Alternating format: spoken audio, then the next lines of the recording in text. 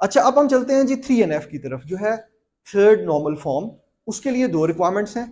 First requirement is the structure should be in second normal form, and third requirement is there should be no transitive dependency. Transitive dependency is a dependency when an attribute is dependent on a non-key attribute. If there is a dependency of a non-key attribute identifying the value of another non-key attribute, then there is transitive dependency. Now this concept is a bit different from the concept of candidate keys, because all of the attributes are functionally dependent on candidate keys, but candidate keys are not included to check the transitive dependency. They are not included, right? Rather, we will check the other attributes.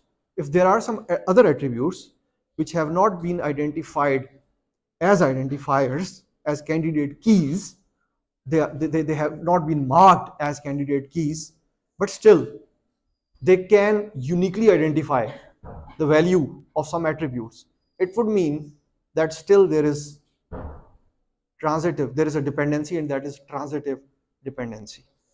अगर हम वापस samples को analyse करें तो हमें देखने को मिलेगा कि वापस डेटा पे चलते हैं और वहां पे हम एनालाइज करते हैं, फिर हमें पता चलेगा. यहां पे मैं फिर से बता देता हूं. देखें, हमने पहले ये बात की कि जितने भी जितने भी कैंडिडेट कीज हैं वो ये खसूसियत रखते हैं कि वो यूनिकली आइडेंटिफाई कर सकते हैं दीगर एट्रीब्यूट्स की वैल्यूज को. ऐसे ही है. अब ये तो हमें पता चल गया कि जितनी भी कैंडिडेट कीज हैं जिनको हमने कहा ये आइडेंटिफाइड्स हैं, वी नो कि they are basically attributes of that particular entity instance. For example हमने स्टूडेंट की अगर बात की थी तो वी नो कि CNIC is student's attribute, and registration number is also a student's attribute, and for example there is a student ID, that is also a student's attribute, and all these three attributes have the capability of uniquely identifying the instance. We know that. So we declared all these three attributes as candidate keys, and we selected registration number because that is, let's suppose that is the best candidate key. So we selected that we will use this registration number as primary key. But we still know that CNIC and student ID, they can be used as primary keys because all of the other attributes, they are functionally dependent on CNIC and student ID as well. ठीक है, primary key के अलावा. But let's suppose there are some other attributes which have not been marked. इसकी ज्यादा सूरत हाल तभी आएगी जब वो themes multiple अभी भी merged है. If we have an attribute mixed from another entity type in our relation, then there would be transitive dependency. If still there is a portion of another entity type which is there in our relation, in that relation which is being checked against transitive dependency, then there would be transitive dependency. Like here, अगर आप देखो तो order ID और customer ID इनको हमने इकट्ठा किया हुआ है ना. We have combined customers attributes with order attributes, and this customer ID is not being marked as a candidate key, but this candidate key has the capability of unambiguously identifying the customer's name and the customer's address. So there is transitive dependency. So general indication is that after 2NF, whenever there is a portion of an entity type in a relation of another entity type, then there is a high chance of transitive dependency, which is that there is a non-key attribute that has the capability of uniquely, unambiguously identifying the values of other attributes. So this is that situation where order ID is the primary key which is determining the value of date and customer ID, and in return customer ID can uniquely address customer's name and customer's address.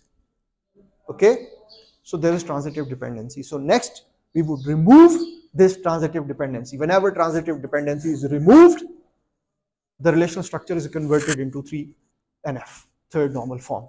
So in order to remove that transitive dependency, we'll further break this relation into different relations.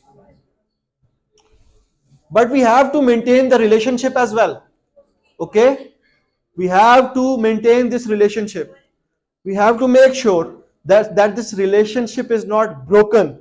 So in order to do that, this customer ID would stay here as a foreign key and would act as a primary key in the next newly created relation. So this is what we get.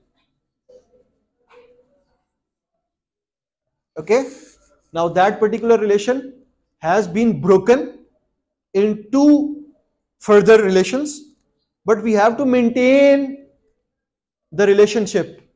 So in order to maintain that relationship, customer ID, so that non-key attribute that is unambiguously identifying an attribute that would stay in that relation as a foreign key, and in the newly decomposed relation that would act as primary key. So अब हमारे पास जो ना जो एक relation था जिसके ऊपर हमने नॉर्मलाइजेशन अप्लाई की थी, उससे हमारे पास 4 रिलेशंस बन गए हैं. 3 रिलेशंस हमारे पास बने हैं with the help of removal of the partial dependency, while the 4th relation has been established while removing the transitive dependency. So this is data normalization, and this has to be done whenever we intend to improve our relational structure. But as I told you, that if your relational structure is correct, if you have designed your entity relationship and the enhanced entity relationship diagrams carefully, and if you have converted them into the relational structure carefully, then before and after data normalization, there would be no change in the structure. So I believe that the concepts of functional dependency, full functional dependency, partial dependency, and transitive dependency, all these concepts are clear to everyone. The concepts of 1NF, 2NF, and 3NF, these are also clear to everyone.